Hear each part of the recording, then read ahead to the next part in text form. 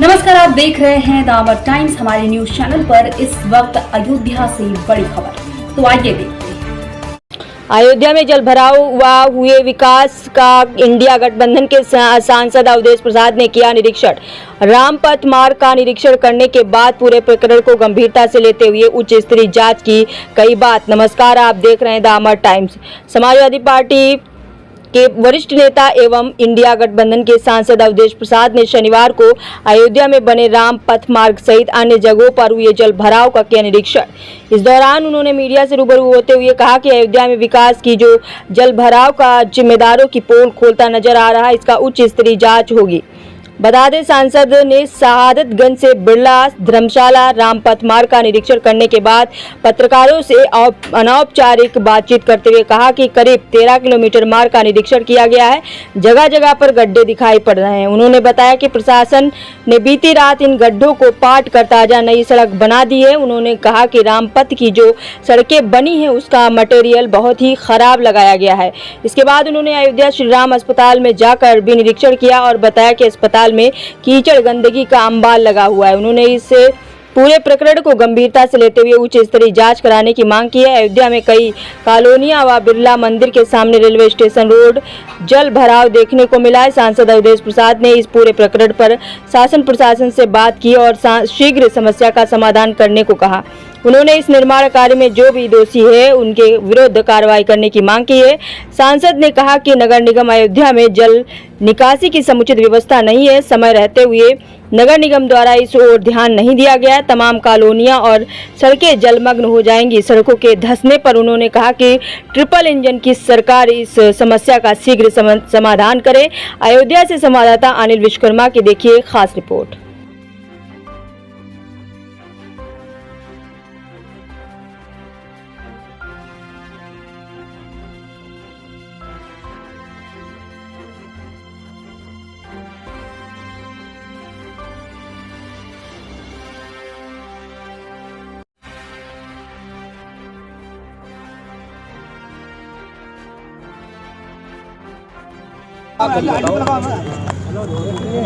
मंत्री जी, आज आपने निरीक्षण किया। सांसद होंगे या फैजाबाद, क्या देखा आपने क्या देखा? देखिए, ऐसा है, रामपथ की जहाँ से शुरुआत हुई है जी जी शहादतगंज, और उसी के बगल में 200 मीटर की दूरी में हमारा घर है जी जी।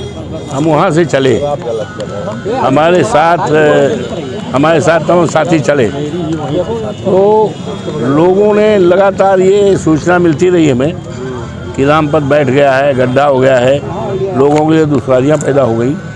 तो मैंने कहा सत्र से फुर्सत मिले बिना लोकसभा से, तो भाई आकर मौके देखेंगे। तो मैं आज आया, देखा और कई जगह रुका भी, रिकागंज में रुका, उसके आगे रुका, लोगों से पूछा भी और देखा भी। तो ऐसे स्थान भी मुझे दिखाई पड़े जहाँ पर गड्ढा होना बताया जाता था और ताज़ा मेसफाल्ट कहते हैं तारकोल को बिछाया गया। लोगों ने कहा रात में काम हुआ है, रात में गड्ढा पाटा गया, मेसफाल्ट रात में बिछाया गया। तो 4-5 जगह लोगों ने यही बताया। हम रुक करके तो, लेकिन वो तो प्यौंदा जोड़ना हुआ ना, चकती जोड़ना हुआ ना। अगर अच्छे ढंग से बनी होती तो गड्ढा पाटने की जरूरत ना होती, ये बरसात झेल जाती। तो ये सारी बातें, और इसके बाद हम यहाँ खड़े हैं श्री राम अस्पताल और बगल में खड़े हैं, ये रामपथ है, आप भी रामपथ पर खड़े हो, किनारे खड़े हो, और ये श्री राम अस्पताल है। दुनिया के तमाम लोग अयोध्या में आते हैं और ये दुर्दशा ऐसी है, कीचड़ भरा हुआ है, गंदगी है, बदबू कर रहा है, मच्छरों का राज है। और ये कौन दोषी मान रहे हैं? ऐसा है, ये दोषी तो इंक्वायरी जब होगी, जांच पड़ताल होगा, तो कौन दोषी है अपने आप आएगा। इसकी ज़रूरत है कि उच्च स्तरीय जांच की जाए। अभी और भी सड़कें बनाए जाने की बात कही जा रही है। ऐसा है, सुनो यार, ऐसा है कि ये बड़ा मामला है, ये छोटा मामला नहीं, ये रामपथ है। राम के नाम की बदनामी हो रही है, राम के नाम पे कलंक हो रहा है, राम के नाम पे लूट हो रही है, तो छोटा मोटा मामला नहीं है। तो इस मामले की गंभीरता को देखते हुए इसमें बहुत उच्च स्तर की जांच कमेटी बैठाई जाए और एक सुनिश्चित टाइम दिया जाए, एक फिक्स टाइम दिया जाए, 1 महीना 15 दिन जो भी है, और उसमें रिपोर्ट आ जाएगी। तो तब ये हो जाएगा तो दूध पानी का पानी अलग हो जाए। कौन जिम्मेदार है, कितने लोग जिम्मेदार हैं, ये सारी बातें जो है जांच के बाद भी किया गया, इस मामले में कार्रवाई की गई।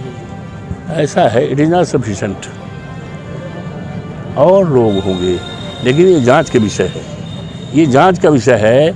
कौन कौन लोग इसमें दोषी हैं फ्रॉम दी वेरी बिगिनिंग, जब से ड्राइंग निर्माण के बाद से बहुत से अधिकारी बदल गए, क्या जो अधिकारी चले गए उन लोगों को भी जांच में रखा छोड़ो जाए? यार, क्यों बात करते हो, बचकाना बात करते हो। अरे भाई, जांच जब होगी तो चले का दुनिया से चले गए, कहीं होंगे, कानून अपना काम करेगा। तो आप किस चीज़ की जांच मांग रहे हैं? उच्च स्तरीय कौन सी जांच होनी चाहिए, नाम तो बताइए। आप देख लीजिएगा कौन सी जांच, किससे जांच हम कराएंगे, आप वेट करो, इंतजार करो ना।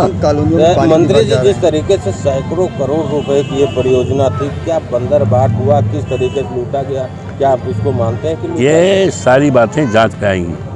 जब मैंने कहा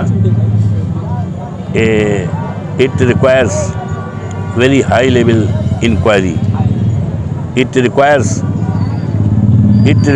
वेरी हाई लेवल इंक्वायरी, तो इसी से आप समझ सकते हो कितना गंभीर मामला है। ये मामला गंभीर है, और गंभीर मामले में कौन कौन दोषी हैं, डाइंग से शुरुआती लोग से लेकर बुनियाद से लेकर अब तक कौन कौन दोषी हैं, ये तो उच्च स्तरीय जांच का विषय है। क्या संसद में भी ये बातें उठेंगी, आप द्वारा उठाई जाएंगी? नो डाउट, वो सारी बातें जो क्षेत्र के विकास से संबंधित होंगी और सम्मान से जुड़ी चीज़ें होगी, लोगों की आशाओं उम्मीदों से जुड़ी होती, वो सारी बातें संसद में उठाऊंगा।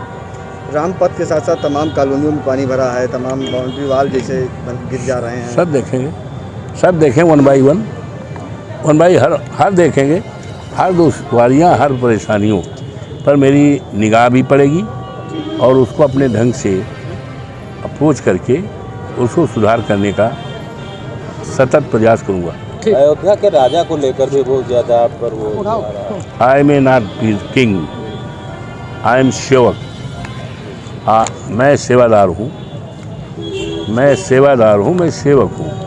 और हमारे नेता माननीय अखिलेश जी ने इस बात को अगर कहा तो भाव समझने की ज़रूरत है। भाव, उनका भाव क्या था मेरे प्रति, उनका भाव बहुत ही सम्मानजनक तरीके का भाव था, लेकिन ये कहाँ भाजपा के कुछ लोगों को कहाँ पसंद आएगा कि जिनको शूद्र कहते थे, जिनको फलाना धमाका कहते थे, आज अखिलेश राजा कहते हैं। उनका भाव राजा का नहीं था, उनका भाव मेरे प्रति बहुत ही ग्रेट सम्मान देने का था, जो भारतीय जनता पार्टी को नहीं पचा। कुछ लोग, सबकी बात नहीं करते, अच्छे लोग भी हैं, कुछ लोग हो तो वो इस तरह का बात कर सकते हैं। और लोकतंत्र है, लोकतंत्र में राजा माँ की पेट से नहीं पैदा होगा।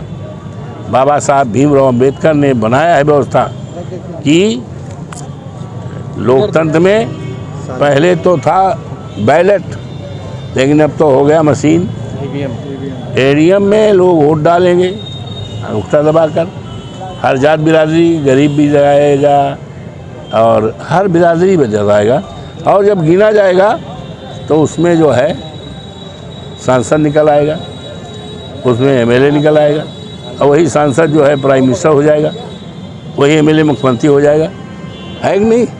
तो अब लोकतंत्र में कोई राजा नहीं है, और न लोकतंत्र में बाबा साहब का जो लोकतंत्र है, राजा वोट से बनता है, माँ की पेट से राजा नहीं बनता।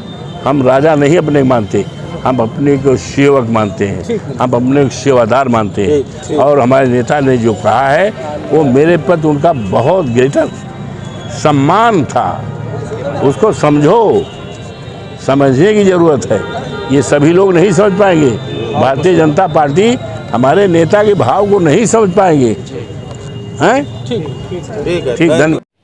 अभी हम आपको अयोध्या की बड़ी खबर से रूबरू करवाया है। इसी तरह की और खबरों से रूबरू होने के लिए हमारे साथ जुड़े रहिए और देखते रहिए दामद तक।